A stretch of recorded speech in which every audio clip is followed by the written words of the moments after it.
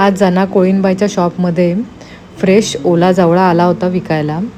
तो मी आणलेला आहे आता घरी आणि स्वच्छ धुवून तो चाळणीवर ठेवलेला आहे नितळत. या जवळ्याच्या तुम्ही वड्यासुद्धा करू शकता, पण आज मी तो तेल कांद्यावर करणार आहे. त्यासाठी आहे ना, कांदा जरा जास्तच घेतलेला आहे आणि तेलसुद्धा जास्त घातलेलं आहे, कारण हे वाफेवर आपण करणार आहोत. 3 कांदे मी इथे घेतलेले आहेत बारीक चिरून आणि 1 टॉमॅटो घेतलेला आहे, 2-3 मिरच्या. कांदा टॉमॅटो सॉफ्ट झाल्यावर त्याच्यामध्ये आहे ना लसूण घातलेला आहे बारीक चिरलेला आणि परत मी त्याच्यामध्ये 2 मिरच्या घातलेल्या आहेत आणि कांदा टॉमॅटो आहे ना मस्त परतून घ्यायचा आहे.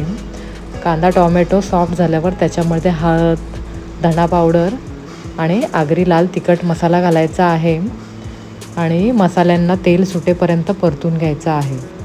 तेल सुटल्यावर त्याच्यामध्ये स्वच्छ धुवून घेतलेला जवळा घालायचा आहे आणि परत एकदा सर्व व्यवस्थित असं परतून घ्यायचं आहे. जवळा कांदा टॉमॅटोमध्ये व्यवस्थित मिक्स झाल्यावर त्याच्यामध्ये आहे ना मी चिंचसुद्धा घातलेली आहे.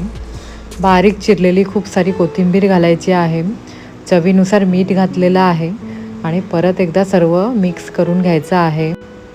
आज हे कोलिम आपण वाफेवरच शिजवणार आहोत, त्यामुळे आहे ना ताटावर पाणी ठेवायचं आहे आणि मंद गॅसवर थोड्या वेळासाठी हे कोलिम शिजवून घ्यायचं आहे.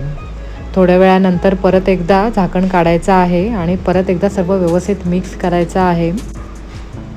बारीक चिरलेली कोथिंबीर मी परत एकदा घातलेली आहे आणि परत एकदा झाकण देऊन 2 मिनटासाठी आपण वाफ काढून घेणार आहोत. आणि तुम्ही बघू शकता 2 मिनटानंतर तेल कांद्यावर केलेला ओला जवळा खाण्यासाठी तयार झालेला आहे. तांदळाच्या भाकरीसोबत खाण्यासाठी मी आता वाढून घेतलेला आहे. आणि आजचा तुम्हाला हा मेनू कसा वाटला कमेंट करून नक्की सांगा.